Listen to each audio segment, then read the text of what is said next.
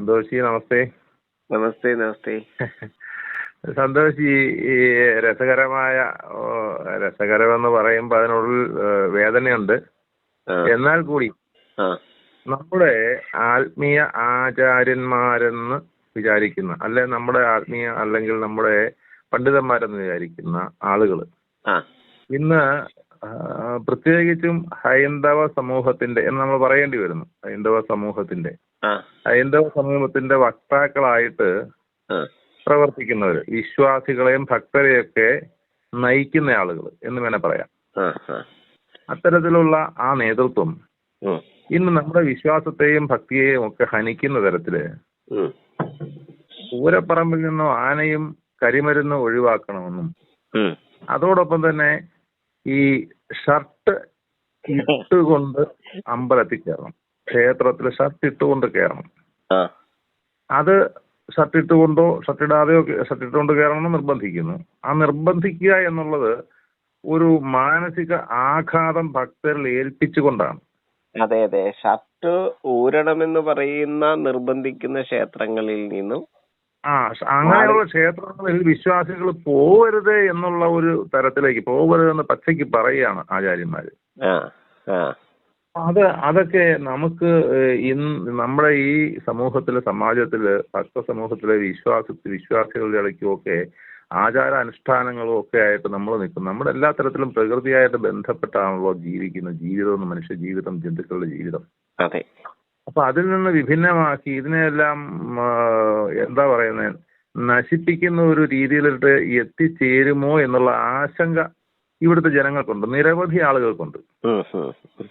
ആ ആശങ്ക മനസ്സിലാക്കാതെ വളരെ ഗൗരവമായിട്ട് ഞങ്ങളിത് പറയാൻ തുടങ്ങിയിട്ട് വർഷങ്ങളായി, ആരും എന്നെ അനുസരിക്കാത്തെന്നുള്ള ആവലാതിയോട് കൂടിയിട്ടാണ് ഇപ്പൊ ആചാര്യന്മാര് ഇപ്പോ സമൂഹ മധ്യത്തില് ഒക്കെ പ്രവർത്തിക്കുന്നതായിട്ടും ആഹ്വാനം ചെയ്യുന്നതായിട്ടും കാണുന്നുണ്ട്.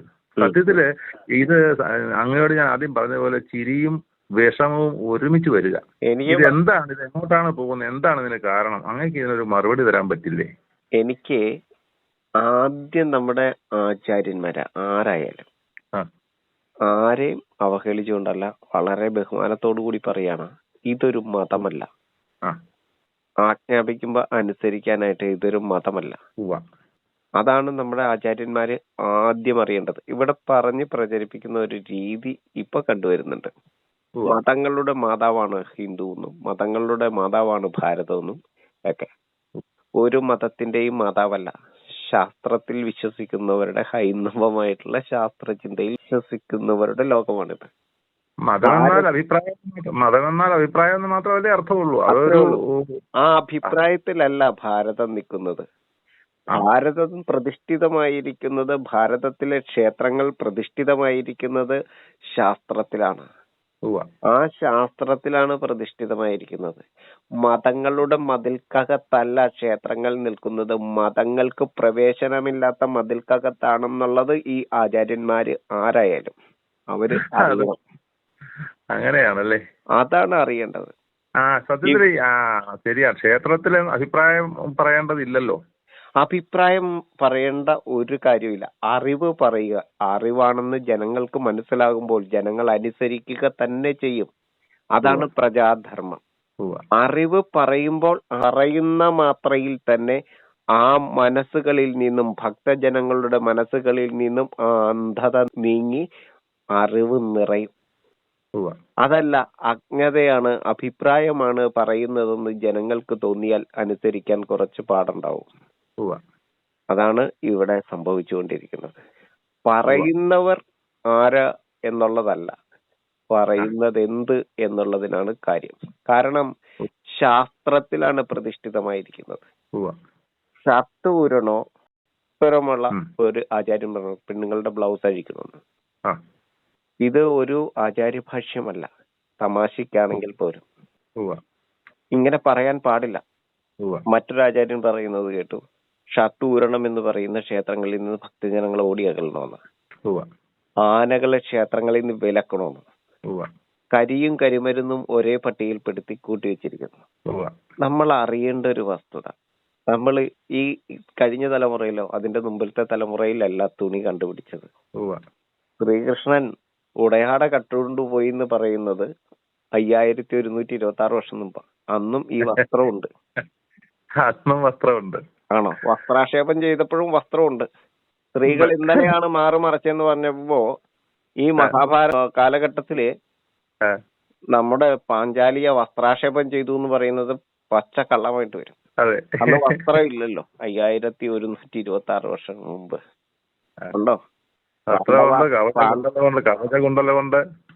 പാണ്ഡവാബ്ദം കഴിഞ്ഞിട്ട് ഇത്രയും വർഷം കഴിഞ്ഞു. പക്ഷെ നമ്മള് ആരെയും ബഹുമാനിക്കാതെയല്ല സംസാരിക്കുന്നത്. സംസാരിക്കുമ്പോ നമ്മള് ആചാര്യന്മാര് മിതത്വം പാലിക്കണം.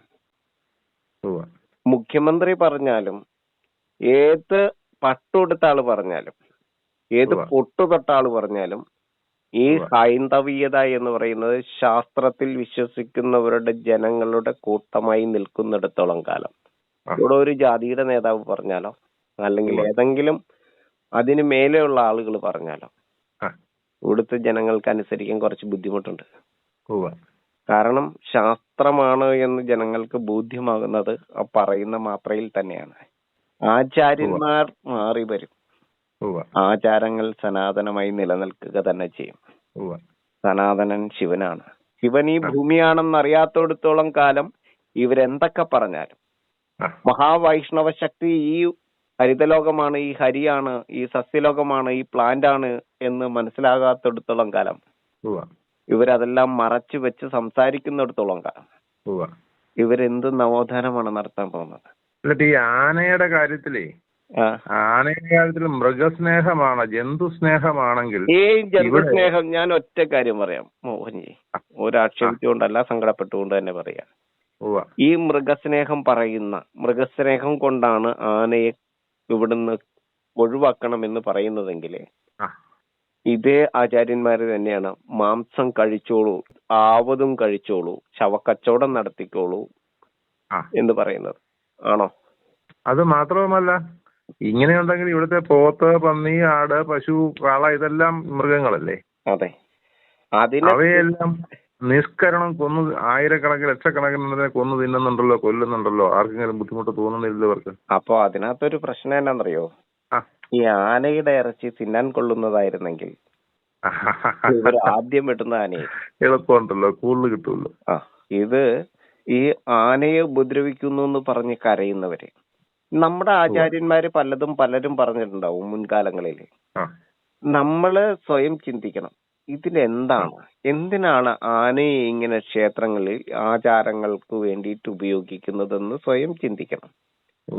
എന്നിട്ട് നമ്മള് അറിഞ്ഞതിന് ശേഷം വേണം, പഠിച്ചതിന് ശേഷം വേണം ഗജശ്രേഷ്ഠന്മാരെ കുറിച്ചും എന്തിനാണ് ഗജം ഉപയോഗിക്കുന്നതിനെ കുറിച്ചും ആനന്ദനത്തിന് വേണ്ടിയിട്ടാണ് ആനകളെയും നന്ദികളെയും ഒക്കെ ഉപയോഗിക്കുന്നതെന്ന് അറിഞ്ഞതിന് ശേഷവും ഇത് പറയുന്നത് ഒട്ടും ശരിയല്ല. അങ്ങനെയാണ് തമിഴ്നാട്ടിലൊരു വലിയ ആചാരം നടക്കുന്നുണ്ട്, ജല്ലിക്കെട്ട് ആ സംസ്കാരത്തിന്റെ ഭാഗമാണ്. ദ്രാവിഡ ദേശത്തെ നിലനിർത്തണമെങ്കിൽ കാളയ്ക്ക് മാത്രമേ പറ്റുള്ളൂ. അപ്പൊ അവിടുത്തെ വികാരമാണ് ഈ ജല്ലിക്കെട്ട്, കാള എന്ന് പറയുന്നത്. അവരുടെ ആനന്ദവുമായിട്ട് ബന്ധപ്പെട്ട് നിൽക്കുന്നതാണ്. കേരളത്തിൽ ഇപ്പുറത്ത് വന്നാൽ ജല്ലിക്കെട്ട് കാളയേക്കാൾ കൂടുതൽ, നന്ദിയേക്കാൾ കൂടുതൽ ഗജത്തിന് പ്രാധാന്യമുണ്ട്. അപ്പൊ ആ ഒരു രീതി നമ്മൾ തീർച്ചയായിട്ടും അറിഞ്ഞിരിക്കണം. ആനന്ദനത്തിന് വേണ്ടിയിട്ടാണ് ഉപയോഗിക്കുന്നത്. ഈ ഒരു സ്വാമിമാര് വന്നാലും ജനങ്ങൾ ആനന്ദിക്കുകയില്ല എന്നുള്ളത് നമ്മൾ അറിയണം. ജനങ്ങളെ, അതായത് മരണത്തിലും രോഗത്തിലും അവശതയിൽ അനുഭവിക്കുന്ന, അതായത് മഴക്കാല ജന്യരോഗങ്ങളാൽ ശരത്കാലത്തിലൂടെ ഉണ്ടാകുന്ന ആ മരണക്കൂത്തില്, അതിനുശേഷം ഉണ്ടാകുന്ന ഹേമന്തത്തിൽ, ക്ഷീണത്തിൽ, അതായത് മഴക്കാല ജന്യരോഗങ്ങളാൽ മരണപ്പെട്ടവരുടെ ബന്ധുക്കൾ, രോഗം വന്ന് തളർന്നവർ, ഇങ്ങനെയുള്ള ആളുകളെ ഹേമന്തകാലത്ത് ആ ക്ഷീണത്തിൽ നിന്നും ഉത്സാഹമാകുന്ന ജീവിതത്തിലേക്ക് കൊടിയിരുത്തുന്നതിന് വേണ്ടിയിട്ടാണ് കൊടിയേറ്റ് ഉത്സവങ്ങൾ. അതിന് വാദ്യങ്ങളും പോരാതെ വരും, കരിമരുന്നും പോരാതെ വരും, പല രീതിയിലുള്ളത് ഉപയോഗിക്കാം. കരിമരുന്നെന്നാ പറയുന്നത്. അപ്പൊ കരിമരുന്ന് പ്രയോഗം പാകത്തിന് ആവാം. അത് ഒഴിവാക്കേണ്ടതാണെങ്കിൽ ഒഴിവാക്കുക തന്നെ ചെയ്യണം. പക്ഷെ കരിയെ ഒഴിവാക്കണം. ആനയെ ഒഴിവാക്കണം എന്ന് പറയുന്നത് അത് ഈ ഉത്സവങ്ങളുടെ നിറപ്പകട്ടുകൾ ഇല്ലാതാക്കാനും പൂരപ്പറമ്പുകളെ കാലിയാക്കാനും വേണ്ടിയിട്ടുള്ള ഒരു നിഗൂഢമായിട്ടുള്ള ലക്ഷ്യം ഇതിന്റെ പിന്നിലുണ്ട്. കേരളത്തിന്റെ ഉത്സവങ്ങളിൽ നിന്നും സാധാരണ ജനങ്ങൾക്ക് അവര് സകുടുംബവും നാട്ടുകാരായിട്ടുള്ള മുഴുവൻ ആളുകൾക്കും ആഘോഷിക്കാനും ഉത്സാഹം വരുന്നതിനും വേണ്ടിയിട്ടാണ് വർഷത്തിൽ ഒരു തവണ 2 തവണയൊക്കെ നമ്മുടെ സമീപത്തുള്ള ക്ഷേത്രങ്ങളിൽ ഇത്തരം കാര്യങ്ങൾ ചെയ്യുന്നത്. ആ ഉത്സാഹം കൂടെ ഇല്ലെങ്കിൽ എങ്ങനെയാണ് നമ്മൾ ജീവിതം മുന്നോട്ട് പോവുക? വാദ്യപാരായണം, വിദ്യാപാരായണം, അതുപോലെ തന്നെ വേദ പഠനങ്ങള്, വേദ കലകള്, 64 കലകള്, ഇതൊന്നും വർണ്ണവും എണ്ണവും ഒന്നും കൊണ്ട് ജനങ്ങൾ ഉത്സാഹിക്കാത്ത ഇടങ്ങളിൽ ഗജശ്രേഷ്ഠന്മാര് വന്ന് ജനങ്ങളെ ഉത്സാഹിപ്പിക്കും. എങ്ങനെ? പടി കടന്ന് ചെന്ന് ഉത്സാഹിപ്പിക്കും. എന്നിട്ട് ജനങ്ങളെ ക്ഷേത്രത്തിലേക്ക് കൂട്ടിക്കൊണ്ടുവരികയാണ് ഗജം. ആ കറുപ്പിന്റെ ഏറ്റവും വലിയ, കരയിലെ ഏറ്റവും വലിയ ജീവിയുടെ, മരണകാരണമായിരിക്കുന്ന ആ കറുപ്പിന്റെ വർണ്ണമുള്ള ജീവിയുടെ പുറത്താണ് ജീവന്റെ തിടമ്പേറ്റി ജനമാനന്ദിക്കുന്നത്. ഇത് സർവ്വ ജീവലോകത്തിനും ഒപ്പം ചേർന്നുകൊണ്ട് മനുഷ്യൻ ആനന്ദിക്കുക. മനുഷ്യന് മാത്രമല്ല, ആനകളെ ഊട്ടിപ്പിറക്കി ആനകൾക്ക് ഭക്ഷണം കൊടുക്കുന്ന, അന്നം കൊടുക്കുന്ന, സർവ്വ ജീവലോകത്തിനും അന്നം കൊടുക്കുന്ന ഇടങ്ങളായിട്ട്, സർവ്വശാസ്ത്ര നിലയങ്ങളായിട്ട്, പരിസ്ഥിതി സംരക്ഷണ കേന്ദ്രങ്ങളായിട്ട്, ജീവനാംശ പാലക പീഠങ്ങളായിട്ടാണ് ക്ഷേത്രങ്ങൾ നിൽക്കുന്നത്. എല്ലാ ജീവികൾക്കും ഇവിടെ ഈ ഭൂമിയിൽ അവകാശമുണ്ട്. മനുഷ്യന് മാത്രമായിട്ട് ഒരു സ്ഥലം എന്ന് പറയുന്നത് തികച്ചും തെറ്റാണ്. അങ്ങനെയുണ്ടെങ്കിൽ ഈ ആചാര്യന്മാര് തന്നെ പറയണം. ഈ യൂട്യൂബ് ചാനലിൽ നോക്കിയാൽ അങ്ങക്ക് അറിയാൻ പറ്റും.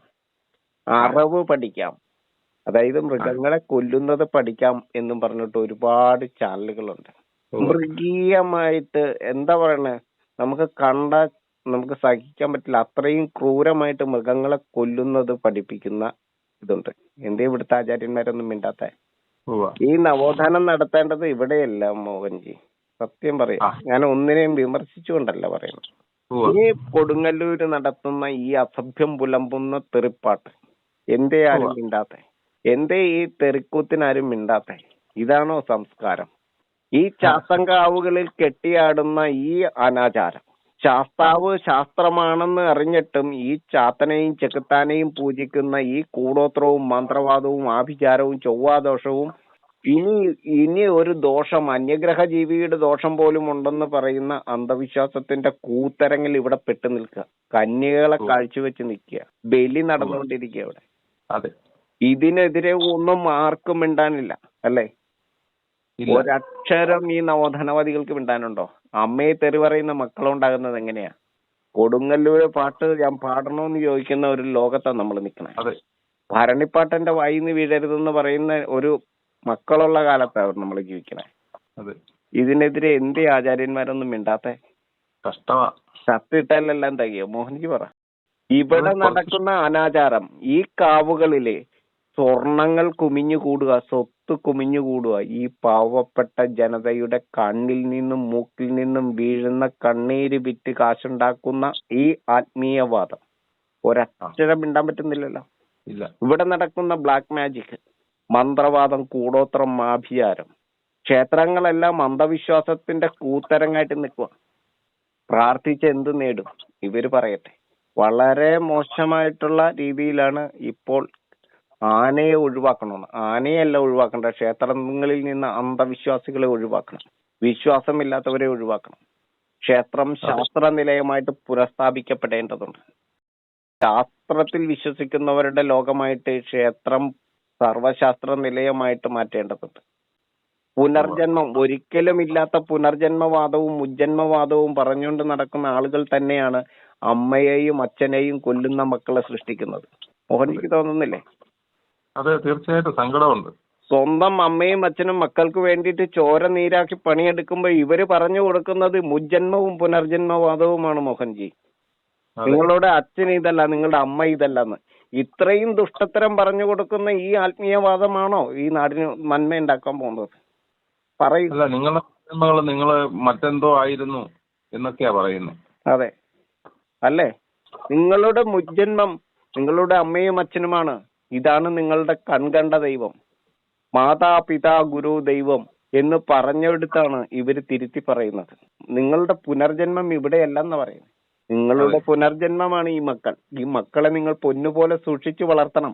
കഞ്ചാവുകാർക്കും അതുപോലെ തന്നെ മയക്കുമരുന്നുകാർക്കും മദ്യത്തിനും ലഹരിക്കും ഒന്നും അടിമപ്പെടാതെ, ഒരു റാക്കറ്റിനും അടിമപ്പെടാതെ അവരെ സ്വന്തം ചിറകിനടിയിൽ സൂക്ഷിച്ചു വളർത്തണം. ഇത് നിങ്ങളുടെ പുനർജന്മമാണെന്ന് നമ്മുടെ അച്ഛനമ്മമാരോട് ഇവർ പറഞ്ഞു കൊടുക്കുന്നുണ്ടോ?